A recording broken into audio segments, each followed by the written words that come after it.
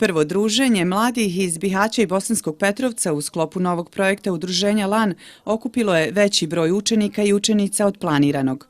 Dokaz je to interesa i želje novih generacija za druženjem s vršnjacima i zajedničkim aktivizmom u današnjem BiH društvu, koji je prijeko potreban.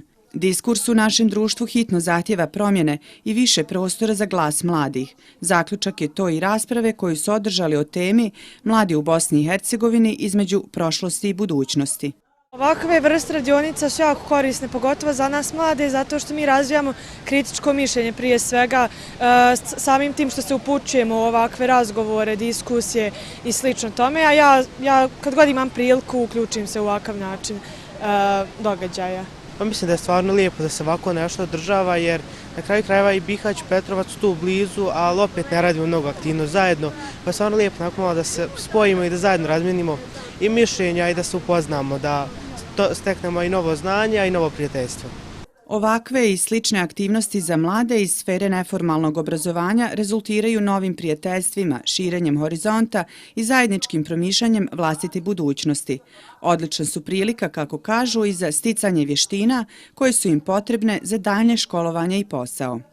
Volimo ovakve projekte zato što se dosta djeca oslobode da pričaju i evo, na primjer, ja isto nekad imam onako mali problem da pričam pred ljudima, tako se oslobodiš i onako prije nisam imala baš hrabrosti, ovako je puno lakše. Mislim da će im ovo biti jako koristi i da će moći ovo da iskoriste na jedan jako dobar način, da osnaživanje svojih vještina i svih onih potencijala koji oni posjeduju, a koji da ne budu uspavani, već da se razvijaju kroz ove projekte. Zajednički zaključak prve diskusije u projektu Učenje, osnaživanje i partnerstvo naša šansa za budućnost je i da se naša zemlja mora brzo mijenjati, osloboditi tereta korupcije i nacionalizma, te mladima pružiti šansu da žive u uređenoj i sigurnoj zemlji, razvijaju svoje potencijale i daju doprinos zajednici u kojoj žive. Nas je uistinu iznenadio broj koji je došao. Očekivali smo manji broj, ali dapače kogod se odazove nama je uvijek rado došao.